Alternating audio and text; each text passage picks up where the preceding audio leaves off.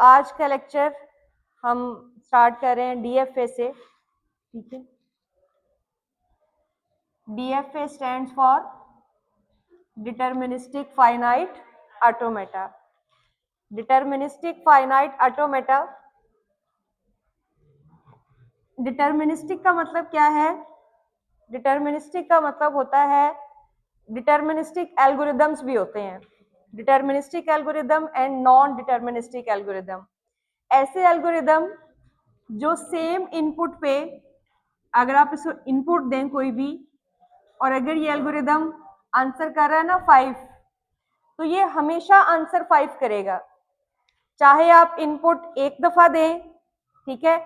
यानी आप इसको इनपुट दे रहे हैं ना 3 और 2, और ये आपको 5 आंसर कर रहा है, तो ये हर दफा आपको 5 ही आंसर करेगा।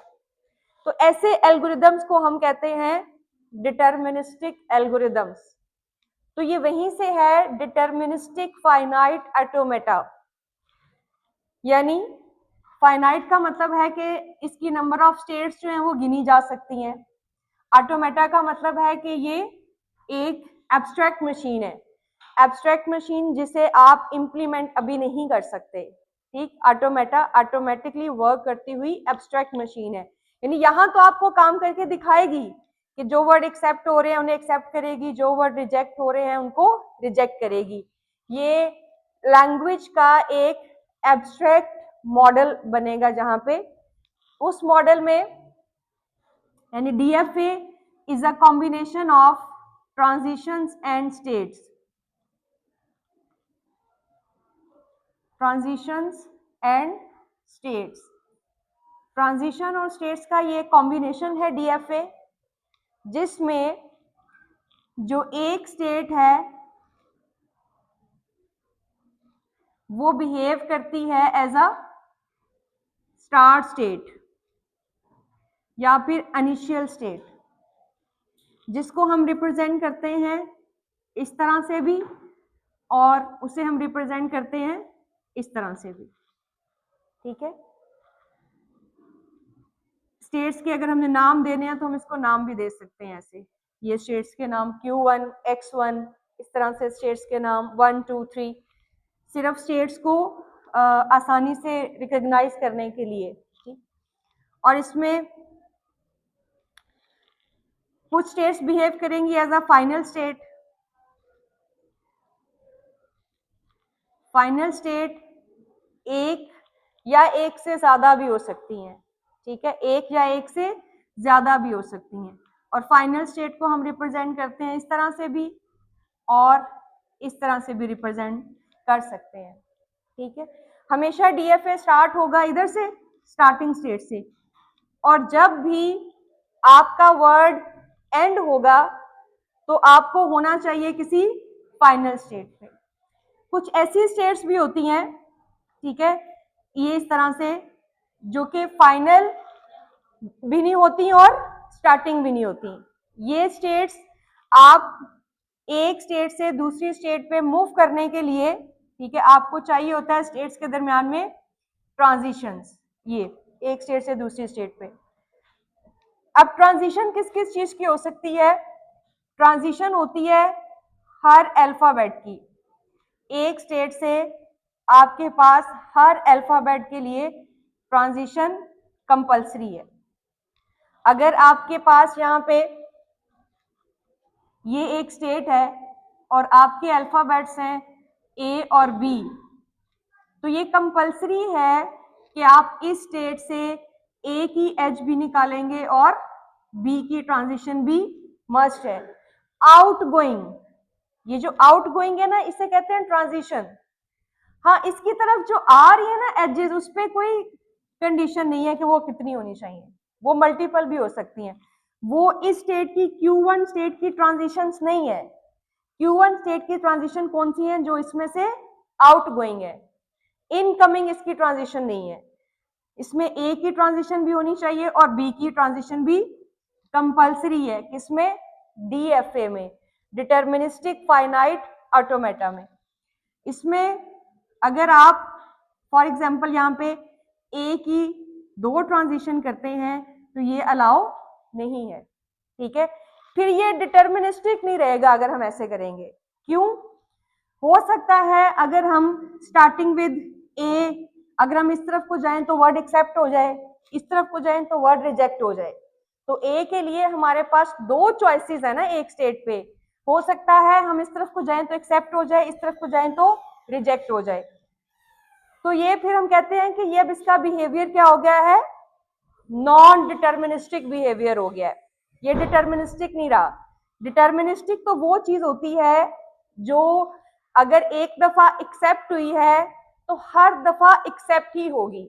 अगर एक दफा रिजेक्ट हुई है तो चाहे आप 10 दफा उस वर्ड को चलाएं वो क्या हो जाएगा, रिजेक्ट होगा। यानी जब आप एक डीएफए बनाते हैं ना, ये आपने एक डीएफए बनाया है फॉर एग्जाम्पल, इसमें एक वर्ड है डबल ए, ये वर्ड फॉर एग्जाम्पल हो रहा है एक्सेप्ट, और एक वर्ड है ए बी, वो हो रहा है रिजेक्ट। अगर आप इस डीएफए में इस वर्ड को चलाएंगे तो हमेशा एक ही पाथ होगा उस वर्ड को चलाने का, एक से ज्यादा पाथ नहीं हो सकते। और अगर हम इस वर्ड को चलाएंगे ए बी और ये रिजेक्ट हो रहा है, आप 10 दफा ये वर्ड चलाएं तब भी वो रिजेक्ट ही होगा।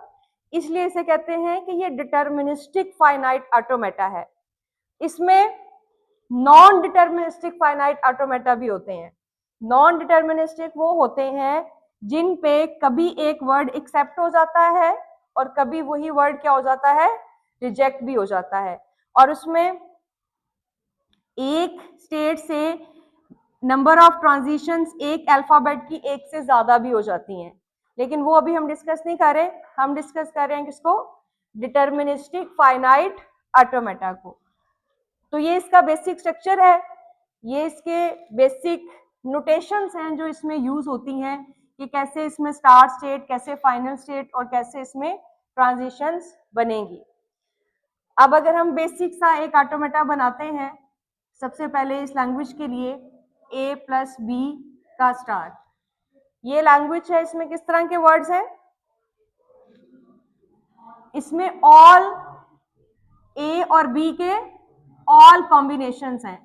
जैसा कि ये क्लीन थ्योरम है स्टार, इसकी पावर को आप 0 से लेके कुछ भी रख सकते हैं। जब भी आप इसकी पावर 0 रखेंगे तो इसका मतलब है गिवन रेंज में से कुछ भी सिलेक्ट नहीं करना, ठीक है। और जब आप इसकी पावर 1 रखेंगे तो इसका मतलब है आपने ए या बी सिलेक्ट करना है।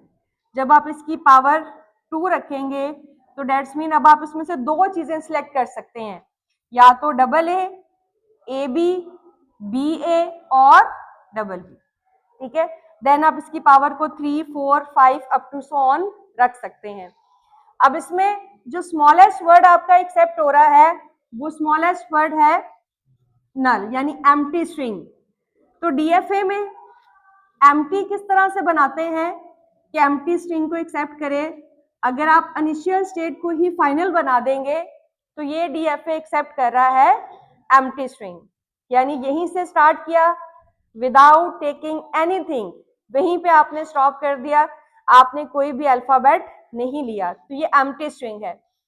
और अब आप यहाँ पे ए और बी के ऑल कॉम्बिनेशन एक्सेप्ट करवाना चाहते हैं, तो अगर हम सिंगल ए और सिंगल बी एक्सेप्ट करवाना चाहते हैं तो ए कॉमा बी का मतलब है ए या बी, ए और बी।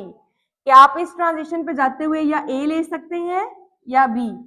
चूंकि इतना वर्ड एक्सेप्ट होना चाहिए इस लैंग्वेज के अंदर, इसलिए हम यहाँ पे लगाएंगे एक्सेप्ट स्टेट।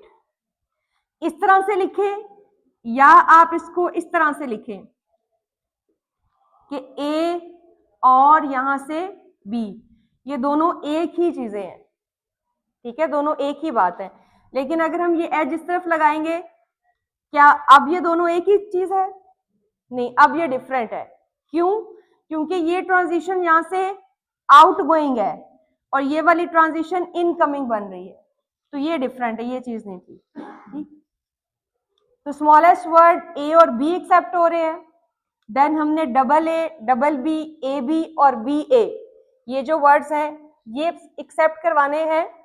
तो स्टार्ट हमेशा आपका इसी स्टेट से होगा, स्टार्ट से यहां तक आपका वर्ड बना होगा ए या बी, और उसके बाद 12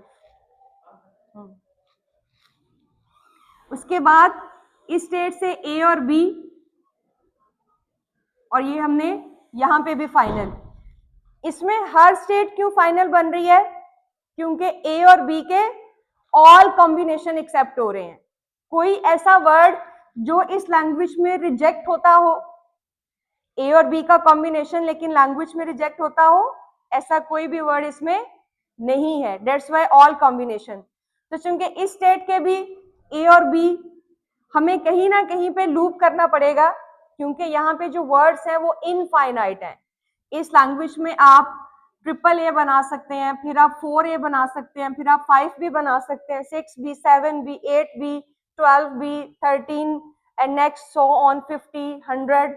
तो वो इस जो इनफाइनाइट लैंग्वेजेस होती हैं जिनके वर्ड्स आप गिन नहीं सकते, उनमें कहीं ना कहीं लूप लाजमी आएगा। वो लूप के बगैर नहीं बन सकती।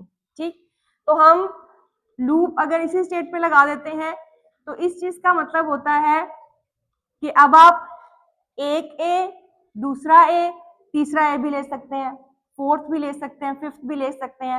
मतलब कहीं ना कहीं आपको एंडिंग लाजमी करनी होती है इस डीएफए की। अगर हम इस लूप को स्टार्टिंग स्टेट पे लगा देते इस तरह से, तो ये तब भी बिल्कुल ठीक था। ठीक है, जो वर्ड्स ये डीएफए एक्सेप्ट कर रहा है वो सारे वर्ड्स ये डीएफए भी एक्सेप्ट कर रहा है। फॉर एग्जाम्पल वर्ड है ए बी डबल ए, हमने यहां से बनाना है तो कैसे बनाएंगे? ए बी ए और ए, वर्ड आपका खत्म हो गया। क्या एट द लास्ट आप फाइनल स्टेट पे हैं? यस, वर्ड एक्सेप्ट हो जाएगा। यहां से बनाएंगे तो कैसे बनेगा? ए बी, एक ए, दूसरा ए, एट द लास्ट आप फाइनल स्टेट पे है। यस, वर्ड आपका क्या हो जाएगा? एक्सेप्ट हो जाएगा। ठीक है, इसी तरह से अब यहाँ पे लैंग्वेजेस चेंज होती रहेंगी।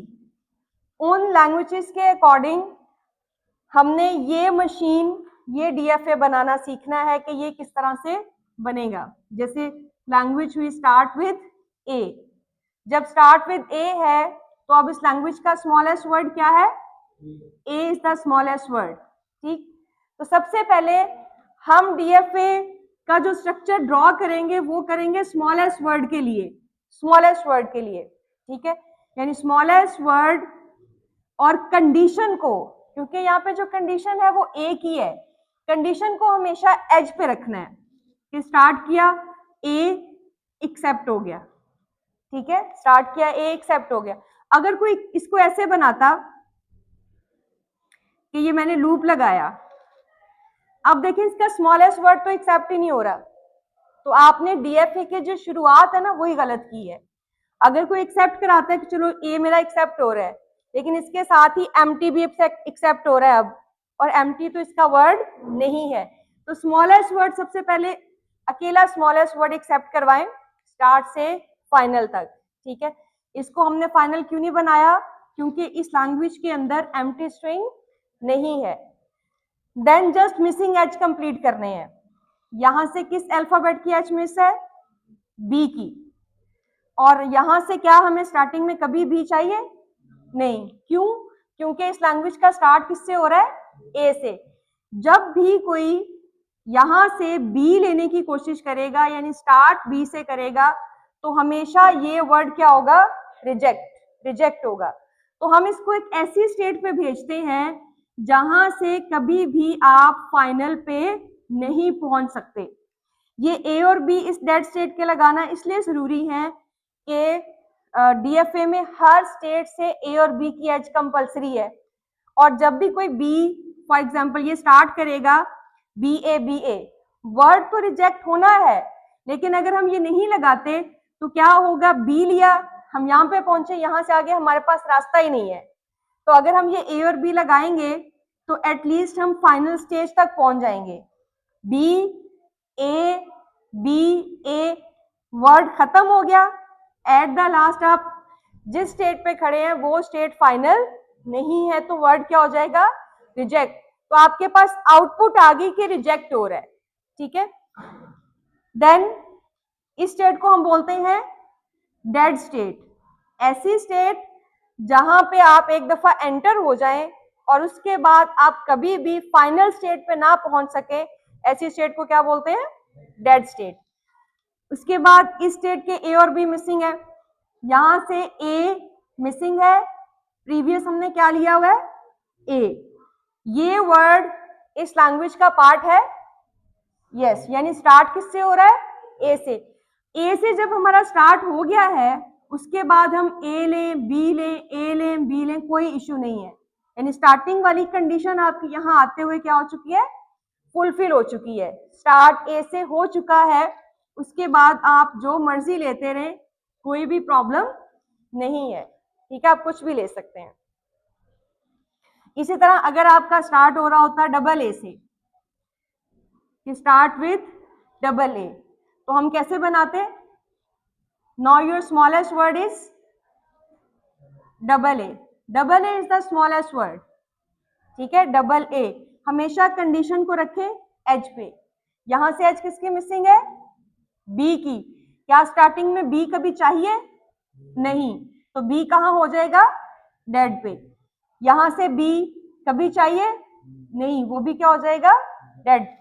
यहां तक आते डबल ए कंप्लीट हो गया है, उसके बाद आप जो मर्जी लें, ए ये लें या बी, तो आपको जो कंडीशन है वो कंप्लीट हो चुकी है, ठीक है। इसी तरह अगर यही कंडीशन चली जाए एंड पे, तो फिर वो डीएफए किस तरह से बनेगा कि अब ये कंडीशन क्या है इस लैंग्वेज की?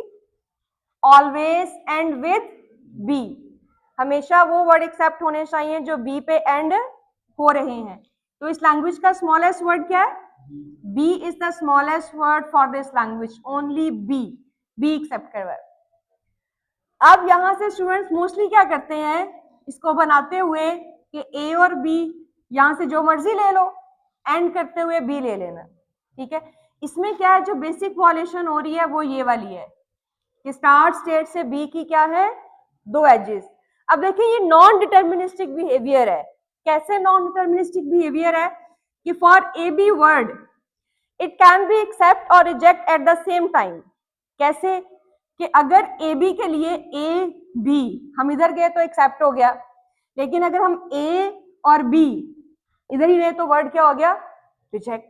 तो ये डिटर्मिनिस्टिक नहीं है कि एक इनपुट पे जो आंसर है वो एक दफा एक्सेप्ट आ रहा है और दूसरी दफा क्या आ रहा है? रिजेक्ट आ रहा है।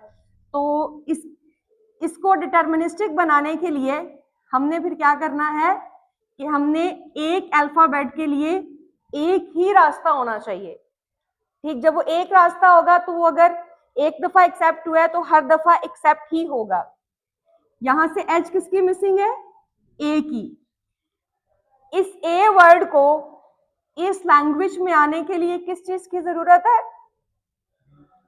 बी चाहिए लास्ट पे। यहां से ए ऐसी स्टेट से जोड़ना है जो लास्ट पे हमें दे एक बी, यानी एक बी दे के फाइनल तक ले जाए। तो यहां से यही वो स्टेट है जो एक बी दे के फाइनल तक ले जाती है। और एच भी कहां से लगानी है? यहीं से।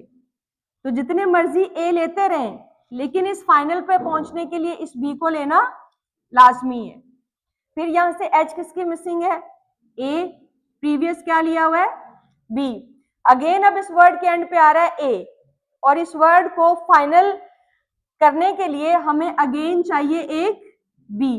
तो ऐसी स्टेट जो एक बी दे के हमें फाइनल पे ले जाती है वो अगेन हमारी कौन सी स्टेट है? स्टेट 1। तो ए को हम वापस भेजेंगे, वापस जाओ और एक बी एंड पे लेके आओ, ठीक। फिर एच मिसिंग है यहाँ पे बी की, और प्रीवियस क्या लिया हुआ है? बी। इस वर्ड को इस लैंग्वेज में आने के लिए किस चीज की जरूरत है? किसी चीज की जरूरत नहीं है, क्योंकि इसके एंड पे ऑलरेडी बी आ रहा है। तो हम ये इस तरह से, ठीक है। इसी तरह अगर हमने इसे करना हो double B and with double B, तो चेंज क्या आएगा इसमें? अब आपका जो स्मॉलेस्ट वर्ड है वो क्या बन गया? Double B is the smallest word. ये आपका स्मॉलेस्ट वर्ड है, ठीक। तो स्टार्ट किससे हो रहा है? यहां से एच किसकी मिसिंग है? ए की। इस वर्ड को एंड होने के लिए किस चीज की जरूरत है? Double B. वो कौन सी स्टेट है? हम इसको नाम दे लेते हैं Q1, Q2 एंड Q3। यहां से A ऐसी स्टेट से जोड़ना है जो नेक्स्ट डबल B दे के हमें फाइनल तक ले जाती हो। वो कौन सी स्टेट है? Q1। यहां से H किसकी मिसिंग है? A। प्रीवियस क्या लिया हुआ है? B। अब इस वर्ड को भी एंड होने के लिए क्या चाहिए? Double B। और वो डबल B कौन सी स्टेट दे रही है? Q1। हमने A को भी वापस भेजा कि एंड पे 2B कंप्लीट करो। फिर यहां से H मिसिंग है, A प्रीवियस क्या लिया हुआ है? Double B। अब इस वर्ड को भी एंड होने के लिए किस चीज की जरूरत है? एंड पे 2B। और वो अगेन वापस भेजेंगे कि जाओ 2B कंप्लीट करके आओ। फिर H मिसिंग है, यहां से B की प्रीवियस लिया हुआ है हमने 2B। इस वर्ड को एंड होने के लिए किस चीज की जरूरत है? किसी चीज की जरूरत नहीं है, ये यहीं पे एंड हो सकता है। ठीक है। इसी तरह अगर ये वर्ड होता एज अ सबस्ट्रिंग कि must have substring triple B और मस्ट हैव सबस्ट्रिंग BBA। अब पहले कंडीशन थी कि वो चीज एंड पे होनी चाहिए, अब है कि BBA लाजमी होना चाहिए, वो BBA कहीं पे भी हो सकता है। Must have substring BBA। इस लैंग्वेज में भी आपका स्मॉलेस्ट वर्ड क्या है? B, B and A is the smallest word.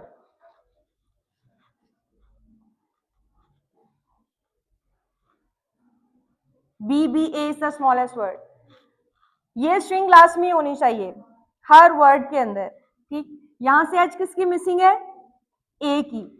इस वर्ड के अंदर BBA बनाने के लिए इस वर्ड को किस चीज की जरूरत है? इसको पूरा BBA चाहिए ना, इसको पूरा BBA चाहिए। वो कौन सी स्टेट है जो पूरा BBA प्रोवाइड कर रही है? फर्स्ट। तो हमेशा अगेन यहां से H किसकी मिसिंग है? A। प्रीवियस क्या लिया हुआ है? B। अगेन इस वर्ड में BBA बनाने के लिए किस चीज की जरूरत है? पूरा BBA दोबारा से बनाना पड़ेगा। तो वो कौन सी स्टेट है जो पूरा BBA देती है? फर्स्ट। अगेन यहां पे पहुंचे, H किसकी मिसिंग है? B। प्रीवियस क्या लिया हुआ है? प्रीवियस लिया हुआ है हमने डबल B। यहां से H किसकी मिसिंग है? B। इस वर्ड के अंदर BBA बनाने के लिए किस चीज की जरूरत है? ओनली A चाहिए, इसे आगे ओनली A चाहिए।